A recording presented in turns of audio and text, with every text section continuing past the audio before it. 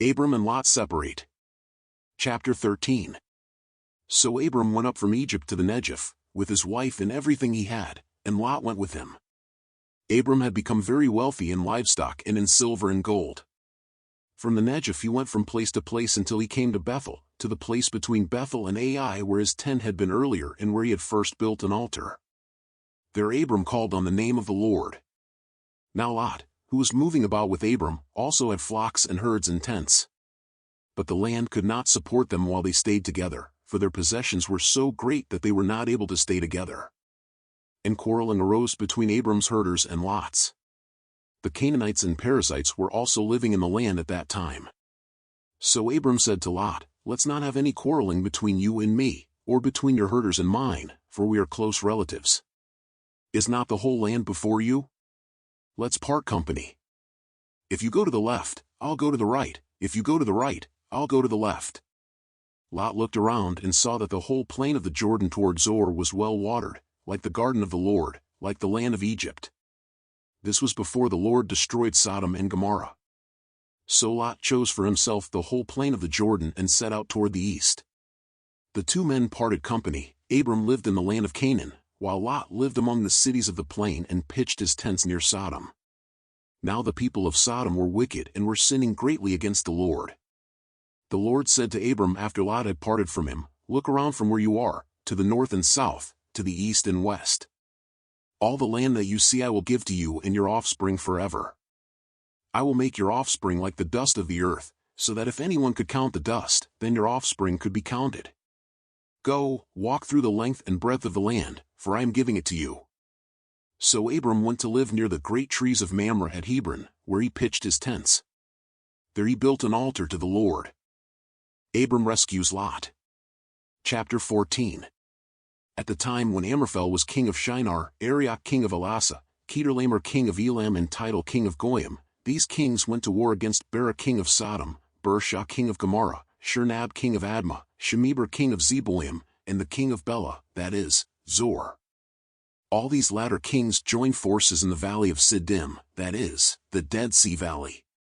For 12 years they had been subject to Kedorlaomer, but in the 13th year they rebelled. In the 14th year, Kedorlaomer and the kings allied with him went out and defeated the Rephates in Ashtaroth Karnaim, the Zuzites in Ham, the Emites in Shave Kiriathaim and the Horites in the hill country of Seir, as far as El Paran near the desert. Then they turned back and went to En Mishpat, that is, Kadesh, and they conquered the whole territory of the Amalekites, as well as the Amorites who were living in Hazaz and Tamar. Then the king of Sodom, the king of Gomorrah, the king of Admah, the king of Zeboim and the king of Bela, that is, Zor, marched out and drew up their battle lines in the valley of Siddim against Kedorlaomer king of Elam, Tidal king of Goyim, Amraphel king of Shinar and Arioch king of Elasa, 4 kings against 5. Now the valley of Siddim was full of tar pits, and when the kings of Sodom and Gomorrah fled, some of the men fell into them and the rest fled to the hills. The 4 kings seized all the goods of Sodom and Gomorrah and all their food, then they went away. They also carried off Abram's nephew Lot and his possessions, since he was living in Sodom. A man who had escaped came and reported this to Abram the Hebrew. Now Abram was living near the great trees of Mamre the Amorite, a brother of Eshcol and Aner, all of whom were allied with Abram. When Abram heard that his relative had been taken captive, he called out the 318 trained men born in his household and went in pursuit as far as Dan. During the night Abram divided his men to attack them and he routed them, pursuing them as far as Hobah, north of Damascus. He recovered all the goods and brought back his relative Lot and his possessions, together with the women and the other people. After Abram returned from defeating Kedorlaomer and the kings allied with him, the king of Sodom came out to meet him in the valley of Shave, that is, the king's valley. Then Melchizedek king of Salem brought out bread and wine. He was priest of God Most High, and he blessed Abram, saying, "Blessed be Abram by God Most High, creator of heaven and earth. And praise be to God Most High, who delivered your enemies into your hand." Then Abram gave him 1/10 of everything. The king of Sodom said to Abram, "Give me the people and keep the goods for yourself." But Abram said to the king of Sodom, "With raised hand I have sworn an oath to the Lord, God Most High, creator of heaven and earth, that I will accept nothing belonging to you, not even a thread or the strap of a sandal, so that you will never be able to say, 'I made Abram rich.'" I will accept nothing but what my men have eaten and the share that belongs to the men who went with me, to Aner, Eshcol and Mamre. Let them have their share. The Lord's covenant with Abram. Chapter 15. After this, the word of the Lord came to Abram in a vision. Do not be afraid, Abram.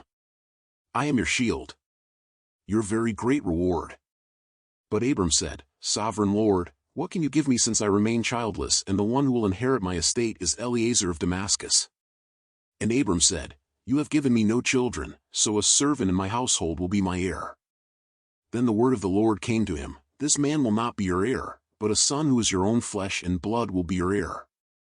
He took him outside and said, Look up at the sky and count the stars, if indeed you can count them. Then he said to him, So shall your offspring be. Abram believed the Lord, and he credited it to him as righteousness. He also said to him, I am the Lord, who brought you out of Ur of the Chaldeans to give you this land to take possession of it. But Abram said, Sovereign Lord, how can I know that I will gain possession of it? So the Lord said to him, Bring me a heifer, a goat and a ram, each 3 years old, along with a dove and a young pigeon.